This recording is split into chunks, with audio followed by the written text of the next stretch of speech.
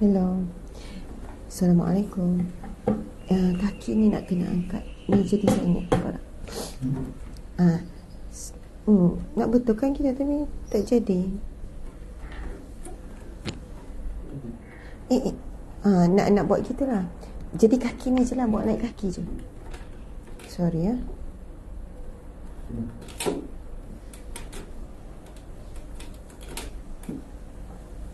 A'udzubillahi minasyaitonirrajim. Bismillahirrahmanirrahim. Assalamualaikum warahmatullahi wabarakatuh. Alhamdulillahi rabbil alamin. Wassalatu wassalamu ala asyrafil anbiya'i wal mursalin wa ala alihi wa sahbihi ajma'in. Alhamdulillah, summa alhamdulillah. Segala pujian bagi Allah, Tuhan yang mentadbir sekalian alam. Selawat dan salam buat junjungan agung Nabi Muhammad sallallahu alaihi wasallam. Subhanallah, alhamdulillah, wala ilaha illallah, wallahu akbar. Apa khabar semua sahabat-sahabat? Selamat pagi. Hari ini pagi Rabu. Selamat pagi yang barokah sahabat-sahabat semua. Masya-Allah. Saya mendoakan sahabat, tuan-puan, muslimin musliman, ibu ayah berada dalam keadaan yang tenang, kuat, bahagia, kental, bangkit kembali dalam perasaan, dalam situasi dan keadaan yang positif. Walaupun kita dalam keadaan sekelilingnya negatif, kita tetap jadi positif, insya-Allah. Kedua, kita tetap tahu bagaimana nak mengendalikan diri dalam keadaan, walaupun kita dalam keadaan ujian yang berada di sekeliling kita, yang datang daripada pelbagai manusia, ataupun daripada keuangan, ataupun daripada kesihatan. Maksudnya ada ujian daripada dalam diri kita, ada ujian daripada yang kita tak boleh kawal manusia, ada ujian yang melibatkan usaha kita, melibatkan ketidakmampuan kita, contohnya seperti rezeki dan sebagainya. Ujian itu daripada Allah. Mudah-mudahan kita tetap ada satu benteng, satu kekuatan, satu cara untuk kita sentiasa kekal dalam keadaan tenang, bahagia walaupun dalam ujian. Alhamdulillah tuan-puan sekalian, kita tahu bila ujian datang, sama ada kita banyak fikir ataupun kita banyak zikir. Antara dua tu. Sama ada kita banyak fikir ataupun kita banyak zikir. Kita memang kena fikir bila datang ujian Allah. Tetapi apabila kita membiasakan zikir sebelum fikir, ataupun zikir serentak dengan fikir, maka kita akan dapati petunjuk daripada Allah itu sangat dekat dan cepat. Kadang petunjuk tu bukan datang dalam bentuk terus penyelesaian, tapi bila kita zikir, perkara pertama yang kita dapat adalah tenang. Sebagaimana firman Allah Subhanahu wa taala, auzubillahi minasyaitonirrajim, bismillahirrahmanirrahim. Ala bizikrillah tatma'innul qulub. Hanya saja dengan kamu berzikir. Ala bizikrillah. Hanya saja dengan kamu berzikir. Hanya saja dengan kamu menyebut. Ala bizikrillah. Hanya saja dengan kamu berzikir, kamu menyebut Allah, tatma'innul qulub, jiwa kamu akan tenang. Masya Allah, Allahu Akbar. Jadi untuk dapat ketenangan jiwa, itulah paling mahal. Ada orang sakit tenat, sakit berat, sakit teruk, tapi jiwa dia tenang. Jiwa dia tenang.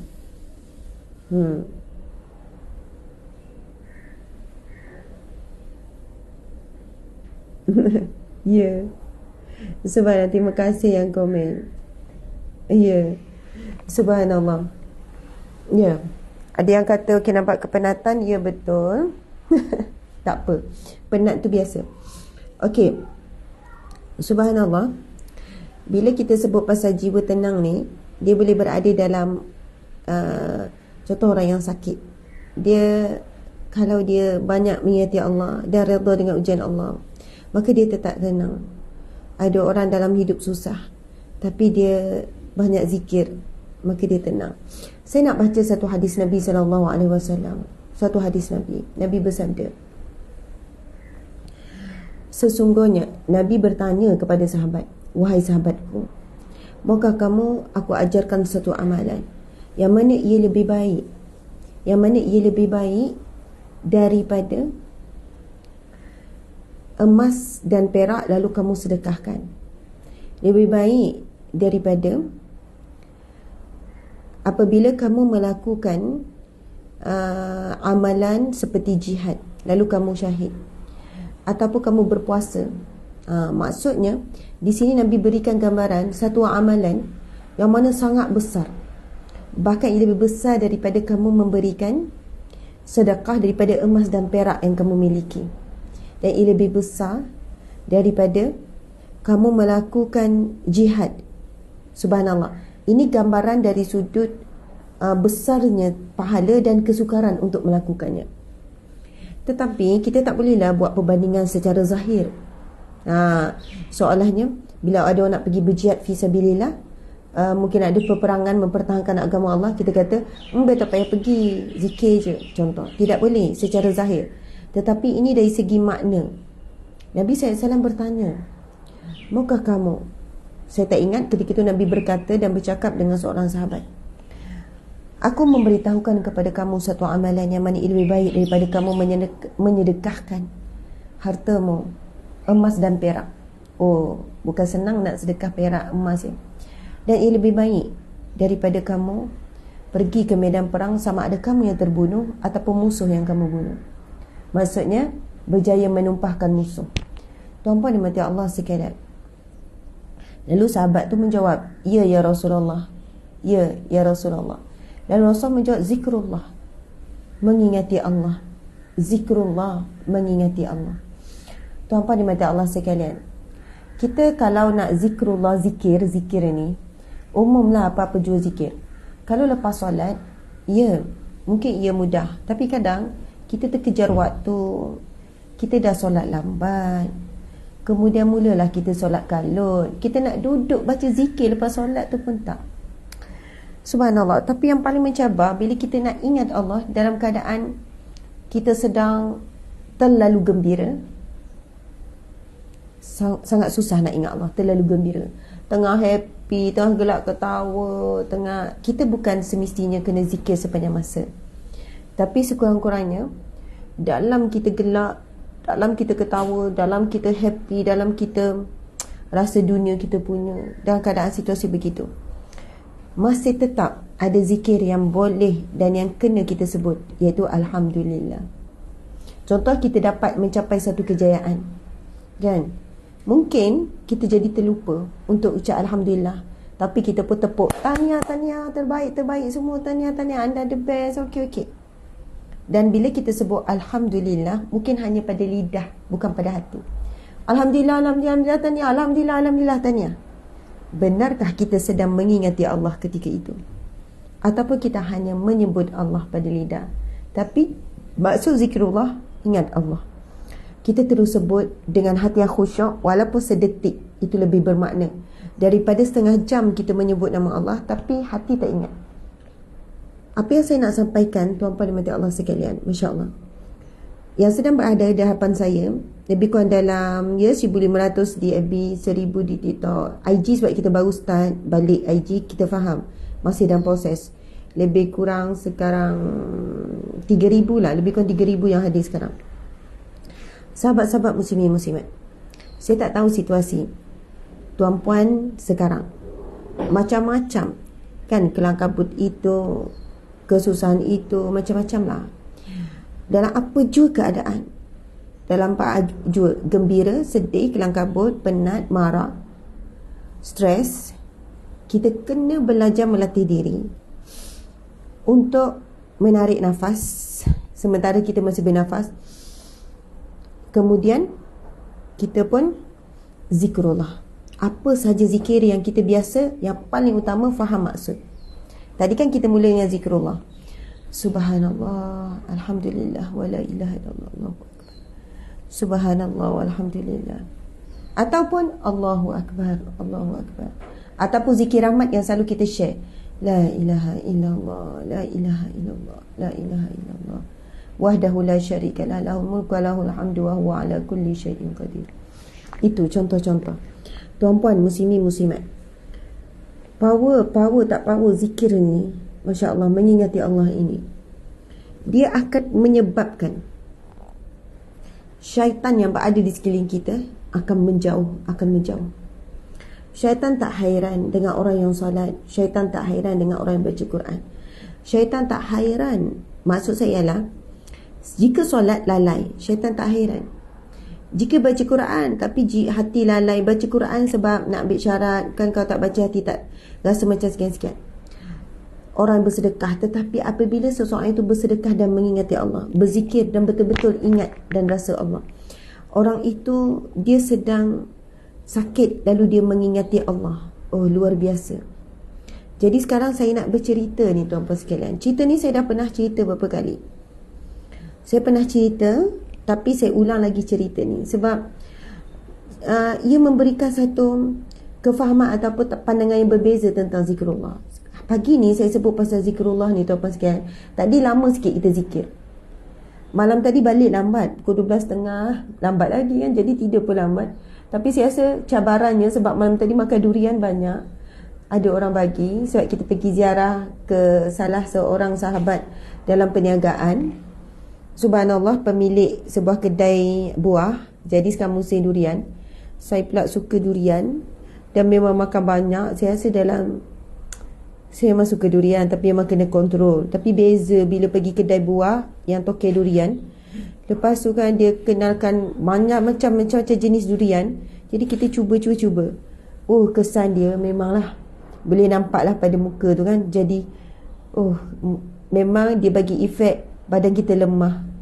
Dalam makan malam kan, makan lewat malam. Okey, tuan-puan sekalian, ingat tak kisah saya pernah cerita tentang pasangan suami isteri? Ini kisah benar, diceritakan terus kepada saya. Suami dia mu'alaf. Dan sebelum suami dia masuk Islam, suami dia kerja yang sangat dahsyat. Apa pekerjaan sangat dahsyat? Apa kerja yang sangat dahsyat, tuan-puan sekalian? Suami dia bekerja sebagai pembunuh upahan. Bayangkan ya, pembunuh upahan. Dahsyat tak dahsyat? Kita nak bunuh lipas pun tak sampai hati kan. Saya lipas sebab takut, tapi tak sampai hati nak memutuskan nyawa makhluk Allah. Begitulah ibarat nak bunuh. Kalau misal kata ada semut lah kan atas meja, lepas tu kita nak lap meja tu pun kita tak sampai hati nak lap dengan semut-semut tu. Habislah semut tu penyek kan. Maksudnya bila kita ada sifat ihsan pada binatang kecil, serangga tu pun kita rasa macam bukan saya puji diri sendiri, nak sebut kita. Saya sebut bukan saya sebut kita. Betul kan? Sebab kita tahu dia ada nyawa. Kadang tu tengok anak-anak tu kan dia main dengan semut, kita pun pesan, janganlah, kalau semut tu mati kesian. Dia ada keluarga dia ada kakak, abang, anak. Mungkin ni mak semut, kesian dia, mungkin dia cari makanan. Benda tu nampak kecil, tapi bila kita tanam dalam kefahaman anak, daripada dia rasa belah kasihan pada semut, dia mula belah kasihan pada pokok. Siang pokok tu kering, dia nampak pokok tepi jalan kering, dia pun tanya, Umi ada tak air? Ada. Nak bagi air pada pokok kering. Betul kan? Ya, ada yang tulis Zarina comel kecil. Betul, kadang-kadang kesian. Jadi bila nampak semut tu, kita pun tepuk-tepuk sikit. Kita nak lap, kita tepuk-tepuk, ataupun kita tepi-tepikan je. Sebab itu dalam Al-Quran ada surah An-Namlu, surah semut. Kenapa sampai ada surah khas ni, surah pasal semut? Bagaimana Nabi Sulaiman alaihi salam bila dia dengan tenteranya nak melalui satu kawasan, dan Allah berikan kelebihan kepada Nabi Sulaiman mendengar suara yang sangat kecil dan juga boleh memahami bahasa binatang. Bayangkan, sehinggalah bila Nabi Sulaiman dengar semut-semut ni bercakap kan, Oh, tentera Sulaiman sampai habislah kita, macam tu lah kan. Lalu Nabi Sulaiman pun senyum. Nabi Sulaiman pun memerintahkan tenteranya mengelak laluan, mengelak supaya tidak terkena kawasan semut tu. Nah, dia ada rumah dia, dia ada kawasan penempatan dia kan. Mungkin ada perumahan dia ke, tak tahulah. Jadi begitulah ya caranya seorang Nabi menunjukkan contoh. Kalau tak sengaja tu cerita lain lah. Kalau nak berjalan, tak nak pijak semut, mau kita tak berjalan kita, kan? Tak sampai. Okay, nak ceritanya, suami ni sebelum masuk Islam, suami wanita ini sebelum masuk Islam, kerjanya adalah pembunuh upahan. Bukan upah bunuh semua, bunuh lipas ya, bunuh manusia. Ada yang nyamuk tak mampu nak bunuh nyamuk. Saya bunuh juga nyamuk. Tapi bukan saja-sajalah nyamuk yang inggap tu ni. Betul. Ada orang sampai nyamuk pun tak sampai hati. Maksud nyamuk gigit dia tepis je. Ataupun minum dulu sampai habis. Mungkin ada yang sampai tahap tu. Sebab dia tahu nyamuk sedang minum, sedang sarapan ke, mungkin sedang lunch ke kan. Jadi dia pun tak apa, minum dulu. Okey, dah siap saja ya, buat lawak sikit. Okey, ini suami dia ni pembunuh upahan, bunuh manusia. Tak tahulah berapa ramai dah dia bunuh. Memang ada orang buat kerja macam tu apa sikit kan. Lepas tu satu hari, ceritanya masa muda, mungkin sama tempat kerja ataupun kenal, macam mana boleh kenal. Sebelum kahwin ni cerita ni. Si suami ni bertanya sebelum jadi suami. Dia kata, apa ya saya mau buat? Saya tak dapat tidur. Ceritanya, pembunuh upahan ini cerita sebenar ni. Dia diganggu. Soalnya diganggu semula. Dia tak dapat tidur berapa bulan ke berapa tahun. Walaupun gajinya besar, lumayan, sekali bunuh orang kan, sekian-sekian, memang upah tinggi, kaya raya, tapi tak boleh tidur. Makan ubat, rawatan doktor, makanlah ubat tidur, macam mana tak dapat tidur. Tidur sangat terganggu. Soalnya dia kata roh-roh si mati itu datang mengganggunya. Gangguan yang sangat teruk. Memang tak boleh tidur. Okey, sampai sakit apa. Satu hari bertemburlah dengan isteri ni, masa tu belum kahwin, sebab ni cerita orang bukan Islam. Lalu dia pun bertanya, you ada apa-apa tak yang saya boleh buat supaya saya dapat tidur? Ya, kamu kan orang Islam. Orang Islam kan ada macam-macam doa apa. You boleh tak bagi satu doa dalam agama you, ataupun apa-apa bacaan mantra ke, sebab saya susah nak tidur. Lalu wanita ini berikan zikir Nabi. Ini zikir Nabi Yunus ataupun zikir Nabi Adam AS. Nabi Yunus, la ilaha illa anta subhanaka inni kuntu minaz zalimin. La ilaha illa anta subhanaka inni kuntu minaz zalimin. Oh, Ina Ismail Izwan cerita, ya Ustazah, kawan saya gitu, nyamuk gigit pun dia tak bunuh, dia tepi-tepi je. Oh, ada orang tanya tak masuk penjara ke? Tuan-tuan sekalian, kalau kita sedar tentang memang wujud, bukan tak masuk penjara ke, ini pembunuh upahan. Dan dia tidak, maksudnya ceritanya dia memang rahsia lah. Dan siapa dibunuh tu, okey, pendek cerita, kita tengok cerita-cerita maksudnya ada pembunuh upahan. Okey, saya tak sebut lah ni kan daripada mana apa semua ni.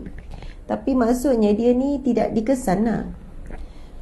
Kalau orang yang pakar memang tak boleh dikesan pun. Okey, kita bukan cerita pasal tak ditangkap ke, bukan. Saya nak cerita pasal, lalu wanita ini diberikan zikir apa? La ilaha illa anta subhanaka inni kuntu minaz zalimin. La ilaha illa anta subhanaka inni kuntu minaz zalimin. Lalu lelaki ini, dia baca walaupun dia belum masuk Islam. Dia tak faham pun apa maksud kalimah tersebut. Tapi dia baca dengan yakin bahawa Tuhan agama Islam ni, masa tu belum masuk Islam, Tuhan agama Islam ini akan membantu dia supaya dia boleh tidur. Tujuan dia supaya dia boleh tidur. Lepas tu dia pun baca, dia beramal lah. La ilaha illa anta subhanaka inni kuntu minaz zalimin. La ilaha illa anta. La ilaha, tiada Tuhan melainkanmu, wahai Tuhan. Anta, melainkanmu ya Allah. Subhanaka inni, maha sucimu, sesungguhnya inni, sesungguhnya aku, kuntu minaz zalimin, aku dalam melakukan kezaliman. Soalnya dia mengaku dia zalim, dia buat perbuatan yang jahat, dia melakukan pekerjaan yang mana-mana agama larang, walaupun dia malu masuk Islam. Setelah sekian lama dia beramal, dia dapat tidur lena. Dia pun pergi jumpa balik wanita yang berikan amalan zikir tersebut. Wanita ni ajarlah tulis sampai dia ni. Lepas tu wanita ni pun terangkan. Dia kata, ya, itu adalah zikir Nabi, seorang Nabi yang kami wajib beriman. Dia ceritalah, iaitu Nabi Yunus, apa yang Nabi Yunus buat. Dan akhirnya dengan zikir itu Allah ampuni sekian-sekian. Sebab Nabi Yunus meninggalkan umatnya kan. Kemudian dia pun ceritalah, dia cerita lagi, okey, zikir itu memasuk sekian-sekian. Lalu lelaki ni pun kata, kalaulah saya belum masuk Islam, Tuhan kamu dah berikan kepada saya ketenangan sehingga saya boleh tidur dengan lena. Bagaimanalah keadaan kalau saya masuk Islam? Akhirnya asbab itu lelaki ini masuk Islam, menjadi seorang Muslim yang sangat baik, Muslim yang saleh. Tuan-puan sekalian, ingat tak kisah yang diceritakan oleh Rasulullah sallallahu alaihi wasallam? Kisah ini dalam hadis yang sahih tentang lelaki yang telah membunuh 99 orang. Kemudian dia bunuh pula ahli ibadah yang dia tanya pada ahli ibadah, saya nak berubah ni. Lepas tu ahli ibadah tanya, kamu buat dosa apa? Kamu nak bertaubat dari dosa apa? Dia kata, saya telah membunuh 99 orang. Sikit ke banyak ni? 99 ni. Kalau bunuh seorang pun dah dahsyat, ni bunuh 99. Kalau dah bunuh 99 orang, kejahatan apa yang dia tak buat? Sangat dahsyat. Lalu ahli ibadah tu pun kata, dosa kamu terlalu besar, dosa kamu terlalu banyak, terlalu dahsyat, kamu tak akan mungkin diampunkan oleh Allah. Dia nak marah, dia geram, dia bunuh pula ahli ibadah tu. Cukup 100 orang dia bunuh. Cerita ini dalam kitab Riyadhus Shalihin yang kita baca. Dan cerita ini tu pasal cerita yang sahih daripada Nabi sendiri yang bercerita. Bayangkan, dia bunuh 100 orang. Masya Allah. Tetapi hatinya telah mula mengingati Allah. Hatinya telah terdetik dan nekat untuk hijrah dan berubah. Akhirnya dia pergi bertemu pula dengan orang alim, orang ahli ilmu. Tadi jumpa ahli ibadah, kuat ibadah, tapi ilmu tak ada. Jadi ahli ibadah menghukum terus, dia begini-begini. Dia pergi berjumpa orang alim, orang ada ilmu.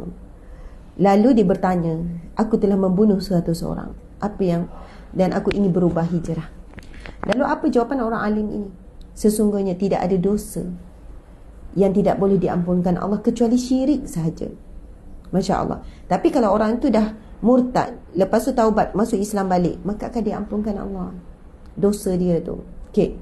Lalu dia pun berkata, orang ni pun kata, saya telah bunuh 100 orang. Macam mana?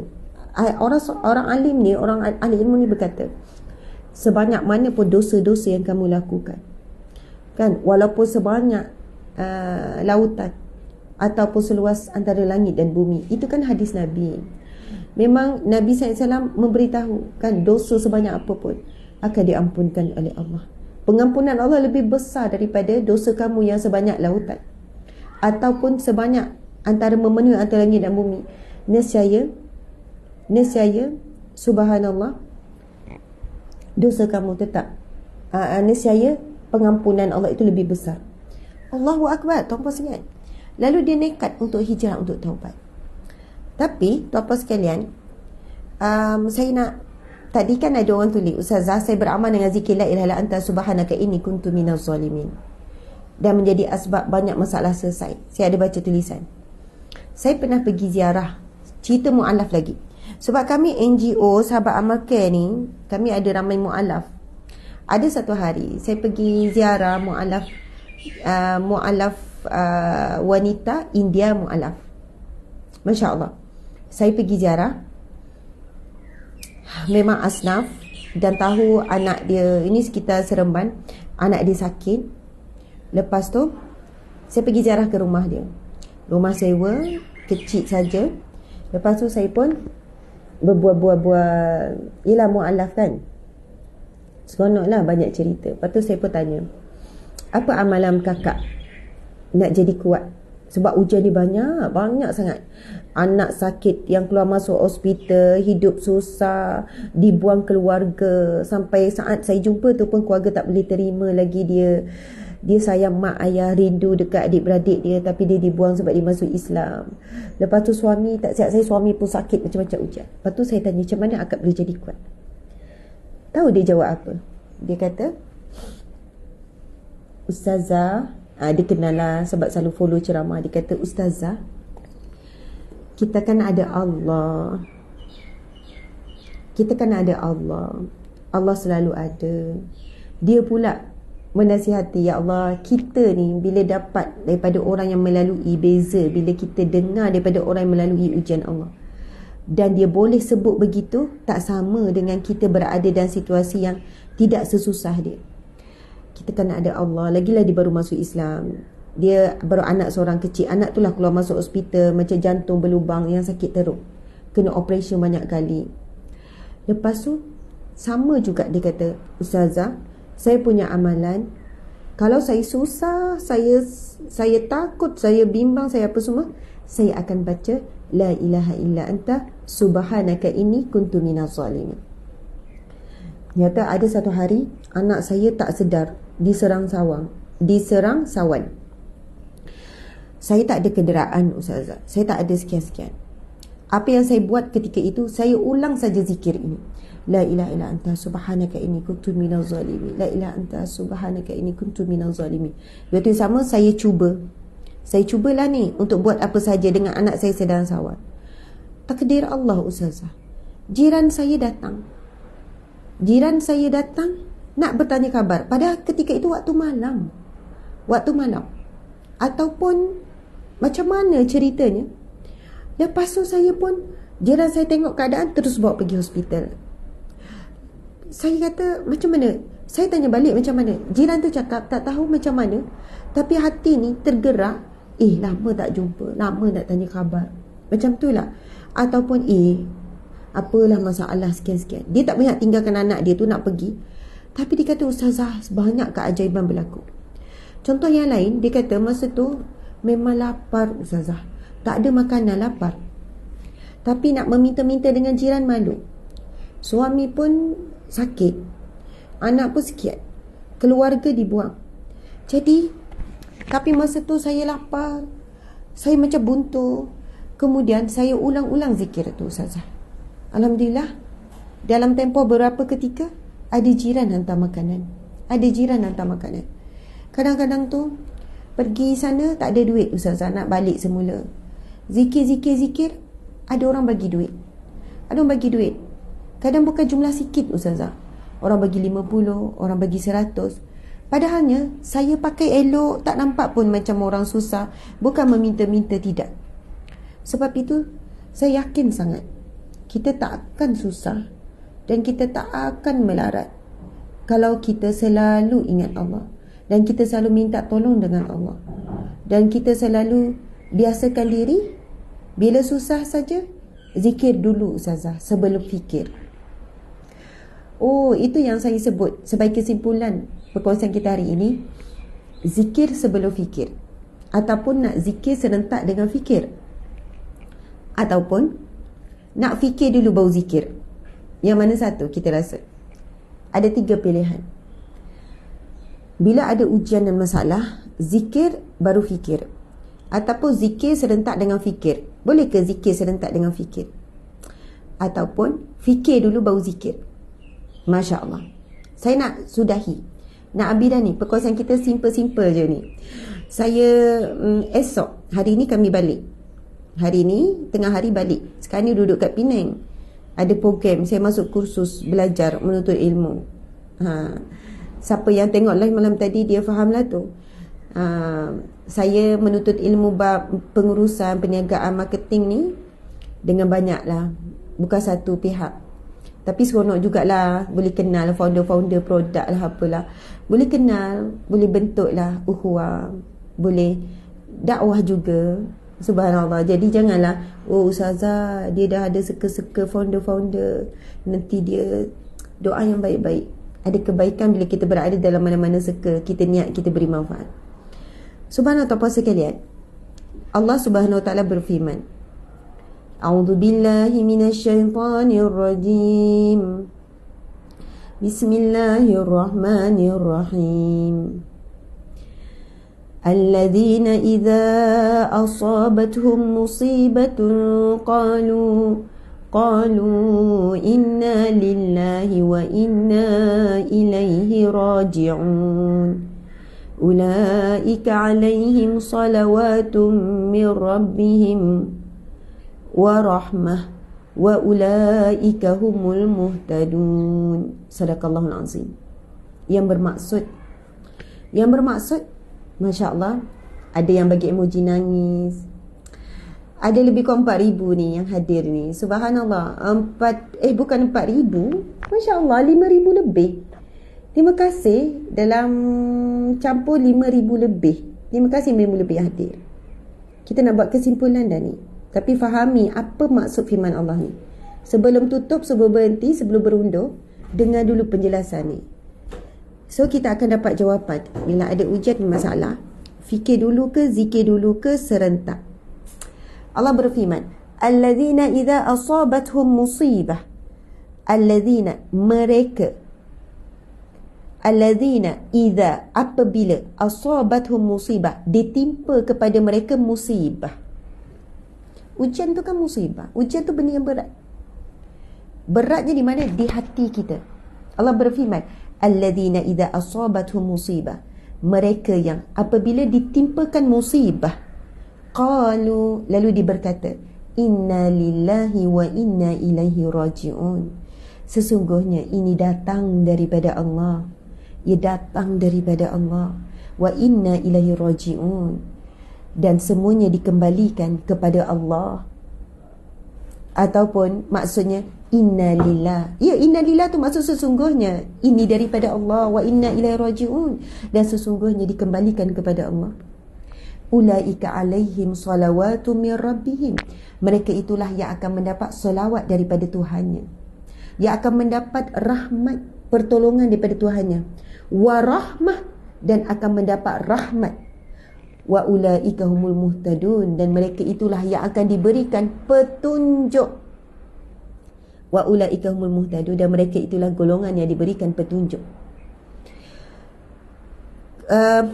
Istilahnya crystal clear. Punya clear, punya jelas, punya nyata.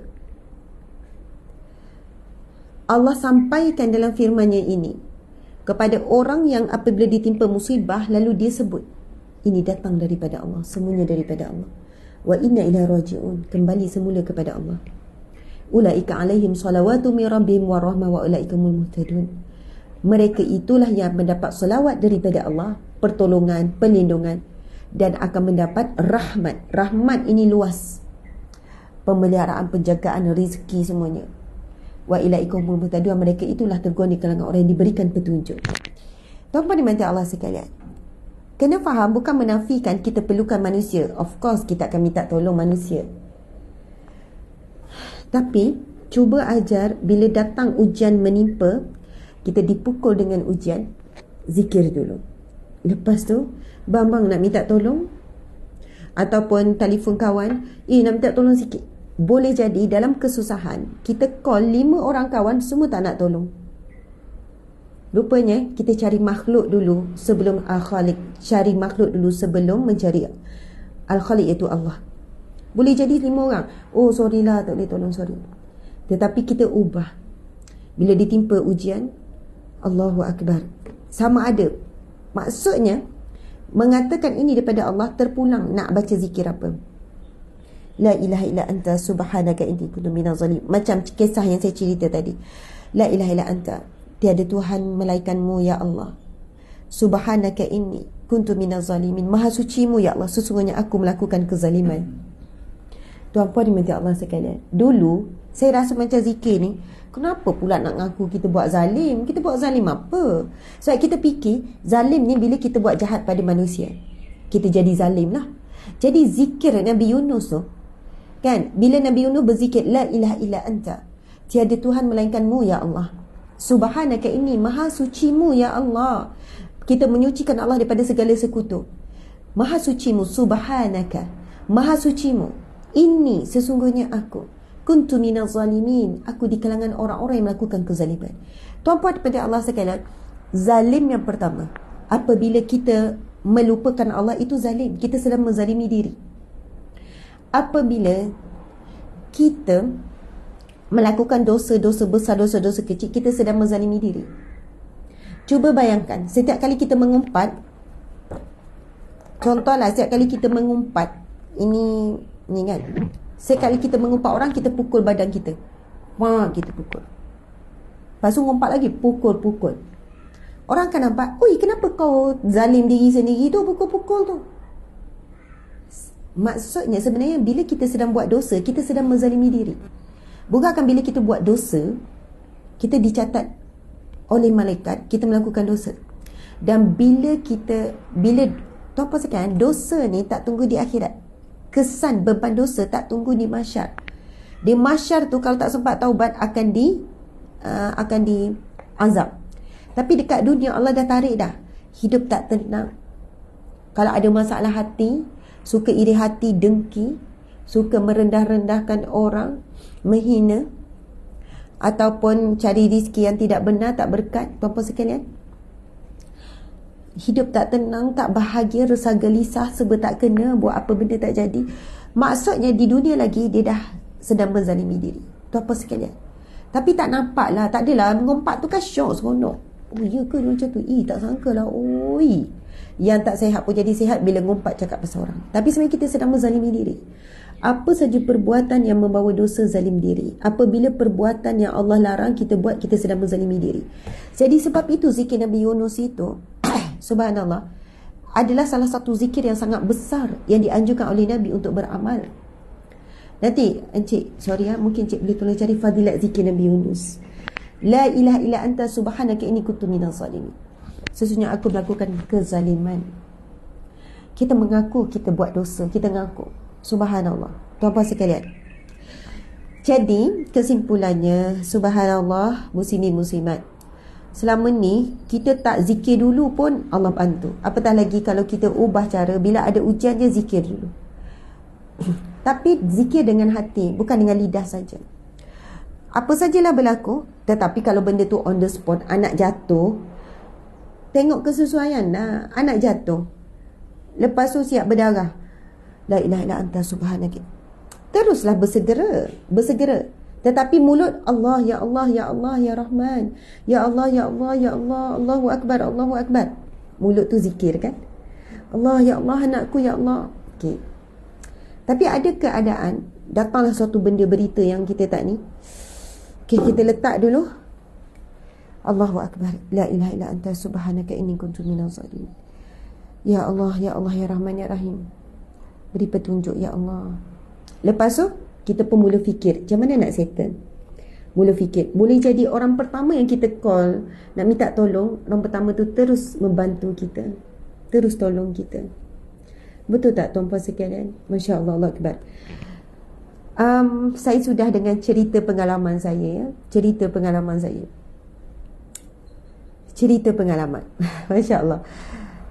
Sebab TikTok ni 3,000 lebih ni, sayang pula nak berhenti. Sekarang dah 6,000 lebih ni, campur semua 6,000 cerita pengalaman. Masa tu ceritanya, saya bawa kereta, saya pergi cari barang dekat satu supermarket. Saya seorang. Oh, ceritanya gini, saya ingat dah. Masa tu suami saya tak ada. Bukan masa saya sekarang, bukan masa cerita pengalaman ni, bukan masa saya dikenali. Mungkinlah kalau dikenali jadi orang senang nak tolong. Orang tengok, ustazah, apa masalah? Okey, tapi masa ni tak. Ceritanya, masa tu suami saya outstation, saya seorang uruskan anak. Jadi saya ingat lagi pagi tu, saya pergi hantar anak dekat sekolah. Ini hujung minggu, bukan hari biasa. Anak ada kelas tambahan, saya pergi hantar anak sekolah. Lepas tu Saya pun pergi cari barang dekat satu supermarket dia. Tapi saya tak tahu kenapa tak ada orang masa tu. Kenapa tak ada orang? Mungkin terlalu awal.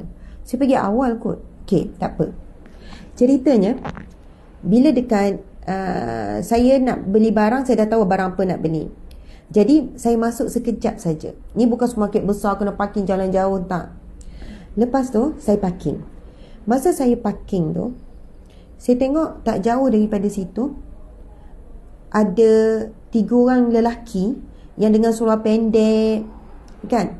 Lelaki yang dengan seluar pendek duduk lepak, isap rokok. Lepas tu ada pakai rantai lagi. Masa tu hati saya macam ni, terdetik. Hati saya macam, selamat tak aku parking sini ni? Selamat tak nak jalan ni? Macam tu kan. Kita ada rasa seperti itulah, sebab kita perempuan seorang. Lepas tu parking pula. Parking tu tak ada orang masa tu, saya seorang. Lepas tu saya nampak 3 orang lelaki tu duduk, dia lepak gitu. Dengan ada yang pakai gelang, dia pakai rantai. Normal lah kita rasa macam, ini orang yang kurang baik, dan kita rasa takut, betul kan? Lepas tu saya pun pergi beli. Mungkin saya nak beli barang basah kot. Maksudnya sekejap je proses beli tu. Bila saya datang balik, tayar saya pancit.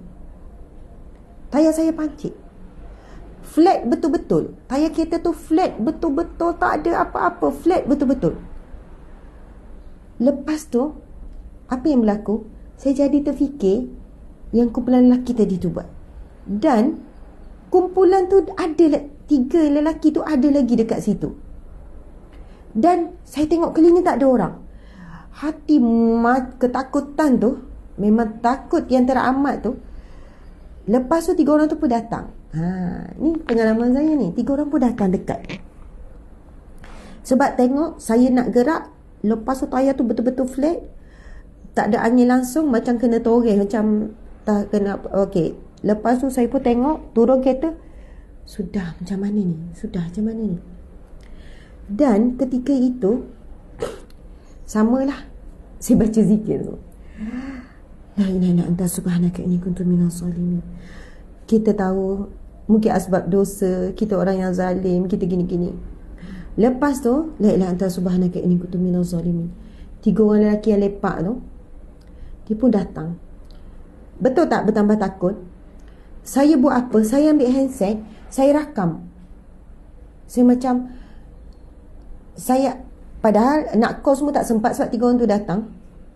Lepas tu 3 orang tu pun tanya, "Puan, kenapa puan? Ada apa puan?" Hati tu masih lagi berbelah bahagi lagi ni. Betul ke? Ke orang ni yang pancitkan? Ke dia nak rompak? Ke ni macam-macam dan fikiran kan? Lepas tu dia pun tanya, "Kenapa puan? Masalah apa? Kenapa?"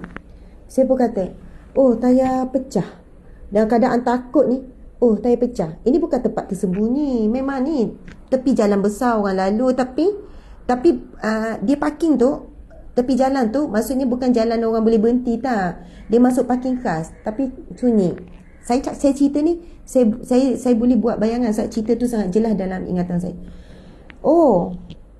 Iyalah. Lepas tu seorang lagi cek, ini macam kena pak aku ni. Mungkin puan ada apa-apa pak aku ni, macam terus tak ada angin ni, tak boleh jalan ni puan. Ni cerita 4 tahun lepas macam tu, 5 tahun lepas. Saya belum berhenti kerja lagi masa tu. Tak boleh ni, gini. Lepas tu, puan ada alat-alat tak? Saya tak tahulah ada tak alat. Ada tayar spare tak? Lepas tu dia buka kereta kejap, puan. Lepas tu dia cari, tak ada. Tayar spare ada, tapi alat untuk tukar tak ada. Lepas tu seorang lagi ni kata, tak apa. Saya pergi ambil jap. Dia pergi ambil tu, kereta dia parking jauh, dia pergi ambil. Dalam tempoh yang sekejap, 3 orang ni tukarkan tayar. Saya pula masa tu, ya Allah, tadi aku sangka buruk dengan hamba Allah ni. Ya Allah, sebab penampilannya begitu, kita rasa sekian-sekian, siap ada buat rakaman senyap-senyap, takutlah apa-apa dia orang ni buat. Dia pun tukar tayar 3 orang tu dengan sangat cepat. Dia tukar. Lepas tu dah elok, dia kata, "Okey puan, dah boleh jalan dah. Tapi saya nasihatkan puan terus pergi kedai tayar. Sebab tayar spare ni pun tak cukup angin ni. Puan pergi dulu kedai, pergi stesen minyak, isi angin dulu. Sebab angin pun cukup-cukup je ni. Lepas tu saya kata, terima kasih. Saya pun, yelah orang dah tolong, saya pun keluarkanlah duit, nak bagi sikit. Saya tengoklah berapa, RM20 ke macam tu kan. Sebagai ucapan terima kasih. Saya kata, encik ambil lah, buat minum ke, buat ni. Bukan saya terhutang budi, terima kasih banyak. Tapi sebenarnya dalam hati tu rasa bersalah, rasa berdosa, sebab ada sangka-sangka yang tidak baik. Lepas tu dia tolak. Puan, kami tolong ikhlas, kami tak harap apa-apa. Ikhlas, tak apa puan, tak apa, ambil lah buat minum air, saya rasa bersalah sangat. Tak ada menyusahkan. Tak susah, benda simple je, kami buat ikhlas. Tak apa puan, tak apa. Lepas tu dia sebut apa, tak apa, biar Allah lah yang balas. Terus tertampar lagi saya rasa kena tumbuk. Tapi ikhlas puan, tak apa, puan jalan sekarang, puan pergi ke stesen minyak tu. Saya pun bawa kereta dengan air mata mengalir. Masa tu saya nak cerita, masa tu bila kita panik nak telefon suami saya outstation. Maksudnya ketika itu saya tak tahu saya nak call siapa untuk tolong. Dan kalau saya tak call suami untuk datang ni, lepas tu situasi keadaan panik. Dan masa tu yang saya buat berterusan adalah samalah zikir tu. La ilaha illa anta subhanaka inni kuntu minaz zalimin. Cik dah ada dalil tu. Encik bagi je ya. Walaupun saya tak tanya. Okey. Sorry cik ya. Okey. Jadi saya dah ulang baca zikir tu dan saya rasa macam ya Allah, memang betul lah. Ada ketika bila kita dahulukan zikir, Allah buka pintu hati orang untuk membantu walaupun kita tak minta. Sebab Allah tahu apabila hamba-hambanya meminta pertolongan dengannya, Allah hantar pertolongannya melalui perantaraan manusia. Tuan-puan sayang, kadang-kadang Allah uji kita, zikir-zikir pertolongan tak datang. Boleh jadi Allah nak beritahu, encik bagi melalui ini ya, telefon saya ke? Kadang-kadang sebab dia ada hadis Nabi tu, ada dalil berkaitan tu. Subhanallah, tuan-puan sekalian. Ada yang kata Ustazah menitik air mata dengar cerita ni. Masya Allah, dekat TikTok dekat 5,000, 4,800. Cerita-cerita ni dia akan memberikan kita rasa muhasabah diri, dan kita jadi ingat balik apa yang berlaku dalam hidup kita. Kan? Boleh jadi kisah saya ni akan ada kaitan. Saya sebenarnya maksudkan la ilaha illa anta subhanaka inni kuntu minaz zalimin. La ilaha illa anta subhanaka inni kuntu minaz zalimin. Ini terlalu banyak sangat ni. La ilaha illa anta.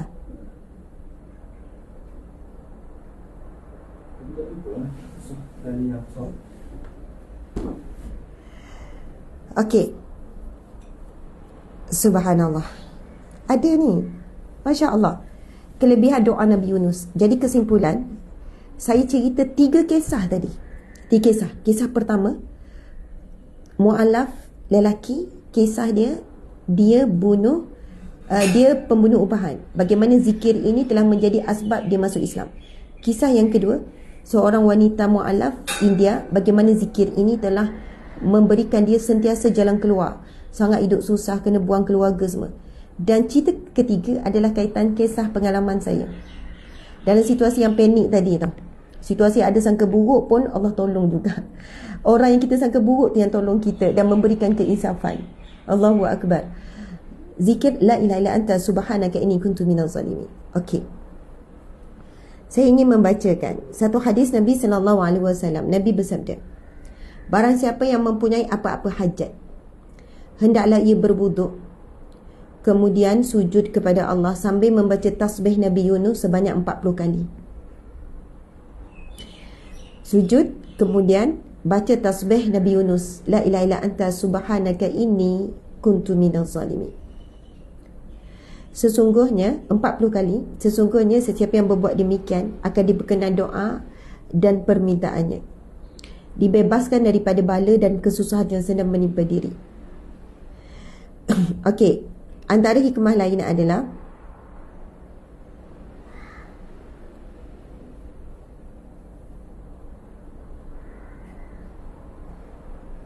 Hadis yang lain, Nabi SAW bersabda, sesungguhnya aku ketahui satu kalimah yang apabila dibaca oleh mereka yang ditimpa bala ataupun kesusahan, yang ditimpa kesusahan ataupun bala, Allah akan lepaskan pembacanya daripada kesusahan tersebut.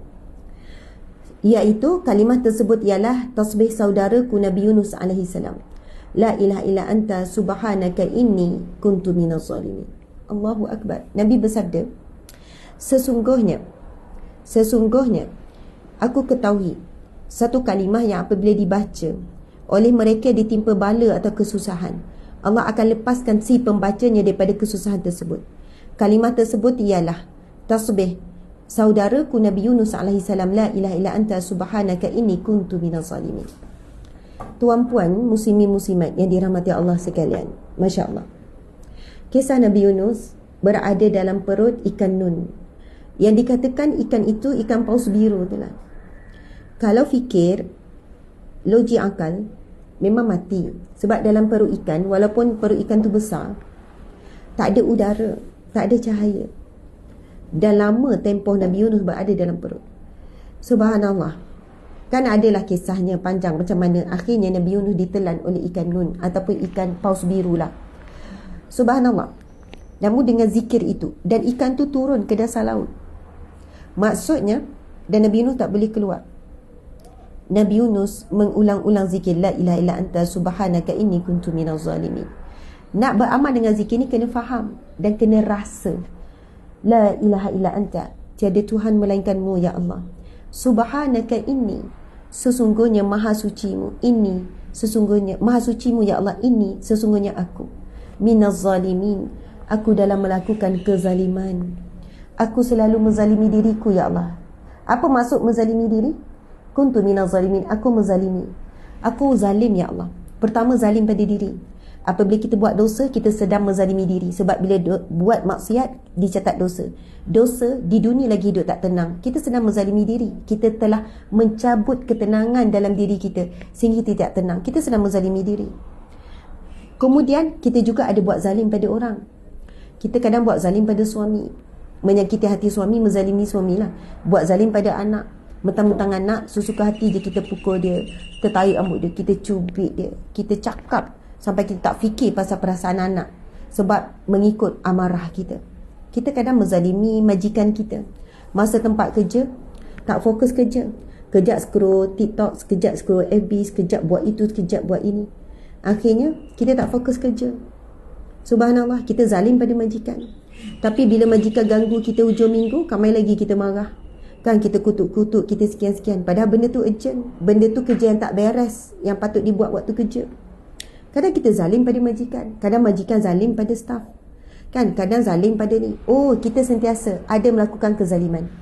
Bukan sebenarnya zalim tu mesti pukul berdarah baru zalim. Tak. Apa sahaja perbuatan yang menyebabkan memberikan kesan yang tidak baik pada diri ataupun pada orang lain, semua kita melakukan kezaliman. Jadi apabila kita merendah dan menghina, ya Allah, tiada Tuhan melainkanmu ya Allah. La ilaha illa anta, tiada Tuhan melainkanmu, tiada tempat aku minta tolong melainkanmu, tiada tempat aku mengadu, tiada tempat aku menyerahkan diri melainkanmu. La ilaha illa anta subhanaka, ini maha sucimu, tidak ada yang setara denganmu, kaulah maha suci. Kita menyucikan Allah daripada segala sekutu. Inni kuntu minaz zalimin, sesungguhnya aku orang-orang yang melakukan kezaliman. Subhanallah. Lalu Allah melihat kita sedang mengakui kekurangan diri, mengakui dosa-dosa, dan Allah sangat suka.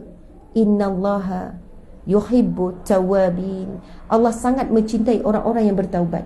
Maksudnya dalam ujian kita sedar, ujian kan banyak sebab. Sebab dosa kita, sebab Allah nak naikkan darjat, sebab Allah nak berikan sesuatu yang lebih baik daripada apa yang Allah uji tu. Banyak sebab. Tetapi kita ngaku je lah, kita memang banyak dosa.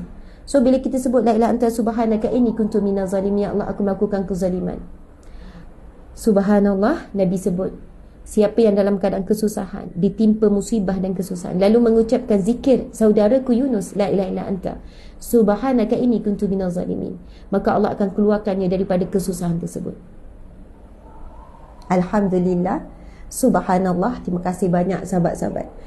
Lebih kurang ni 5 campur 2, 5, 6, 7, 7,000. Terima kasih 7,000 yang hadir saat ini, 7,000 lebih. Allahu Akbar. Mudah-mudahan perkongsian kita mendapat manfaat, berikan kekuatan, berikan jalan keluar, menjawab persoalan.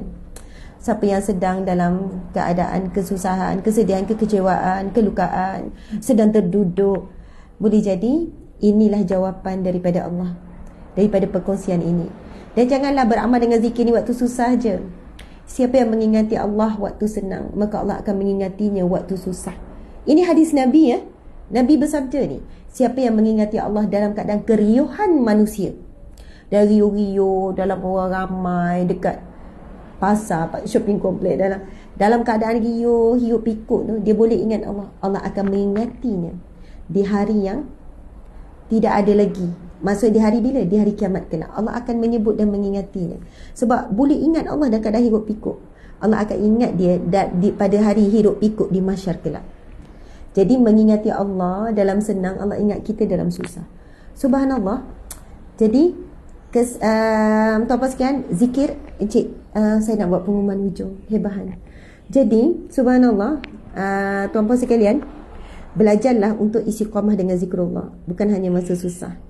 Orang yang boleh ingat Allah masa senang, masa susah lagi lah. Dia zikir sikit je, Allah berikan pertolongan. Hidup kita bukan tentang siapa berat ujian, siapa banyak ujian, siapa lebih kuat hadapi ujian. Tapi hidup kita tentang sejauh mana kita hidup sentiasa mendapat pertolongan Allah. Bagaimana nak hidup sentiasa dapat pertolongan Allah? Zikrullah. Bagaimana hidup nak dapat pertolongan Allah? Bila kita yakin bahawa Allah sentiasa berada bersama dan menolong kita, maka kita akan melalui setiap hari kita dengan tenang. Bukan jaminan tak ada ujian. Ujian pasti ada sampai mati. Allah tidak pernah menjamin orang yang berzikir tak ada ujian, tidak. Orang yang berzikir itu dijamin semuanya smooth, semua perancangan dia berjalan lancar. Cik dah ada ke? Semuanya smooth, berjalan lancar, perancangannya mesti sekian-sekian, tidak. Bukan Allah jamin begitu, tapi Allah jamin orang yang berzikir sentiasa dalam pertolongan Allah. Okey, saya sudah ni tuan-tuan sekalian. Sekarang dah pukul 8.30 dah. Saya punya program mula pukul 9, so nak sarapan sekejap. Jadi pengumuman kepada siapa yang ingin menunaikan haji bersama, tuan-tuan sekalian, kalau kita di kalangan yang mampu, memang simpanan ada 100,000, mungkin 200,000, Masya Allah.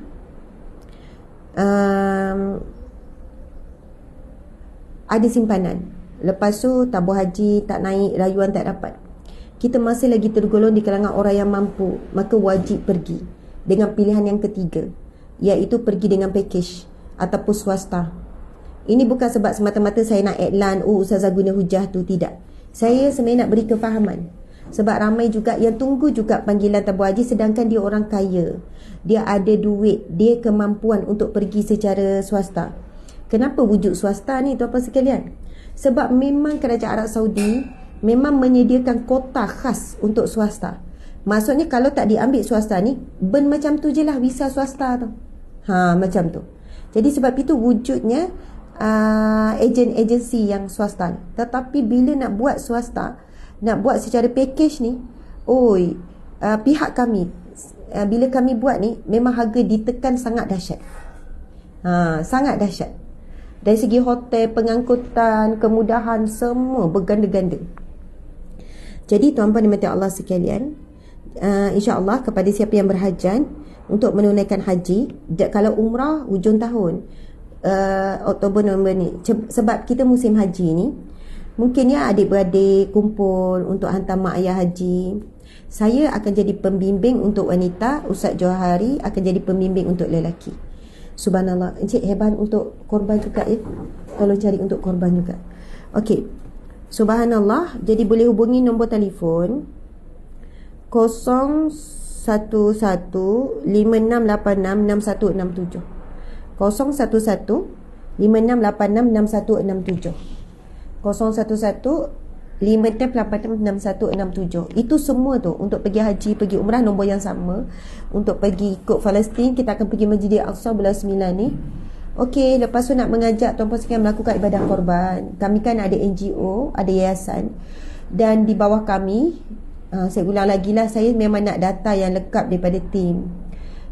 Saya tak pasti bila tim boleh bagi, dan nama dah minta. Jadi saya harap esok saya masuk pejabat, tengah hari ni balik, esok data tu semua ada. Sebab kita memang ada yang tetap yang kita bantu. Kita ada data ibu tunggal, bapa tunggal yang susah, asnaf fakir miskin. Kita ada data, maksudnya mereka ni memang yang selalu kita beri tolong secara berskala dan juga one off. Tapi maklumat ada. Cabaran kita sekarang, sikit sangat orang yang nak melakukan ibadah korban Malaysia. Ramai yang nak buat luar negara sebab harga di luar negara lebih rendah. Tapi bagi orang yang berkemampuan, afdal ambil korban dalam negara walaupun harganya lebih tinggi. Sebab bila nak buat korban, nak mengorbankan harta ni, kita perlu pilih yang terbaik. Sebab itu kalau buat korban paling afdal, kalau siapa yang mampu, seekor lembu, seekor binatang besar. Kalau tak mampu, ambil bahagian daripada binatang yang besar. Subhanallah, bila binatang korban, bahagian korban tu murah, biasanya sebab kami buat dua negara. Saya sendiri pergi Afrika, saya sendiri berurusan. Bila kita berurusan nak beli lembu, dia penjual lembu akan terus bagi tahu, ini harga dia 2,900. Jadi boleh satu bahagian 380. Kita pun tengok lembu tu kecil, kurus, kurang daging. Jadi bila sembelih 20 keluarga je dapat. Okey, ini harga dia beza 4,000 lebih. Ini saiznya, daging pun besar, gemuk, berat dia sekian. Okey, sekian. Sebab itu, bila kita tak mampu untuk seekor lembu, seekor binatang besar, kita ambil satu bahagian. Tapi bahagian tu, janganlah, pilihlah bahagian daripada binatang yang sederhana ataupun binatang besar. Ini jawapan kepada tingkatan ikut kemampuan. Jika tak mampu juga, barulah kita pergi kepada yang ketiga, ambil bahagian daripada binatang kecil. Okey. Baik, your life is flat for personal information. Memang TikTok tak bagi share nombor telefon, so tak apalah, kita tunjuk saja. Okey, baik. Okey, diving this can good result in your life. Okey, dah dapat warning ni. Tuan-puan boleh pergi ke page Sahabat Amal Care. Boleh juga pergi cari page saya, Ustazah Asma Harun, nanti ada maklumat.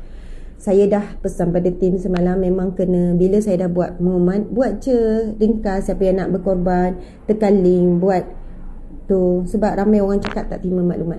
So tuan-puan sekalian, insya-Allah kami committed dan kami pegang amanah dan kami buat sehabis baik kepercayaan anda untuk buat ibadah korban bersama kami. Terima kasih banyak-banyak. Mohon maaf salah dan silap. Sehingga bertemu lagi. Wabillahi taufiq wal hidayah. Assalamualaikum warahmatullahi wabarakatuh. Kita tangguhkan dengan tasbih kafarah dan surah Wal-As. Bismillahirrahmanirrahim. Subhanakallahumma wa bihamdika asyhadu an la ilaha illa anta astaghfiruka wa atubu ilaik. Bismillahirrahmanirrahim. Wal-'asr innal insana lafi khusr illa allazina amanu wa 'amilus solihat wa tawassaw bil haqqi wa tawassaw bis sabr. Sadaqallahu azim. Terima kasih kepada yang bagi komen non-stop, yang bagi emoji, yang bagi star, sebab star itu jadi sumber kewangan untuk kami kelas Sungai Dakwah. Terima kasih di TikTok yang bagi gift non-stop, macam-macam gift, yang bagi emoji, komen, yang share. Terima kasih semua. Setiap apa yang anda lakukan, terima kasih di IG, macam-macam juga komen non-stop, emoji, love, tap. Terima kasih semua. Apa saja yang anda buat ketika live kuliah ini berlangsung, itu adalah salah satu sumbangan kepada gerak kerja dakwah. Sebab apabila anda buat love, emoji, komen, semua itu menguatkan engagement. Jadi kita menyumbang secara tidak langsung kepada platform dakwah. Pasti ada pahala, pasti ada ganjaran.